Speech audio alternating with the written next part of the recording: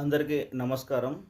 దైవతల్లి మతము భారతదేశపు రాజకీయ వ్యవస్థను 2004 నుండి 2025 వరకు విశ్లేషిస్తుంది. 2004లో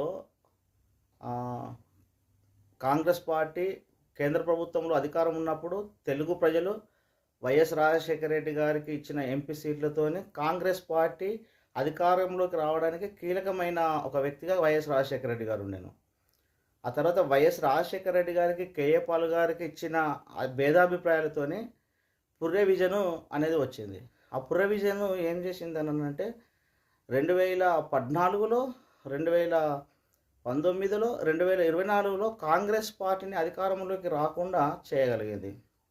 ఆ తర్వాత 2024లో జరిగిన ఎన్నికలను పరిశీలన చేసినప్పుడు తెలుగు ప్రజలు, చంద్రబాబు నాయుడు, మోడీ గారు ఈ ఈ యొక్క సిరీస్ను పరిశీలన చేసినప్పుడు ఇక్కడ కూడా ఇప్పుడు చంద్రబాబు గారు మోడీ గారి ప్రభుత్వంలో ఒక కీలక వ్యక్తిగా మారారు.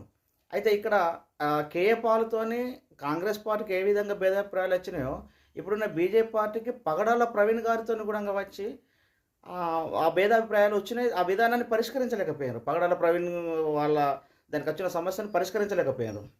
అంటే ఈ పగడాల ప్రవీణ్ వాళ్ళ విజనే ఈవీఎం విజన్ అయి ఉంటుంది.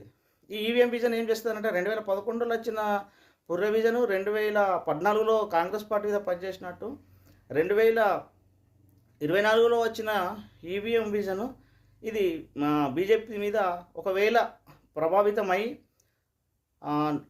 మధ్యంతరం కానీ జమిలి ఎన్నికలు కానీ వస్తే ఖచ్చితంగా దైవతల్లి మతం తరపు నుండి 102 ఎంపీలను సిద్ధం చేయడానికి ఈ వీడియో చేస్తున్నాను. అందరికీ ధన్యవాదములు.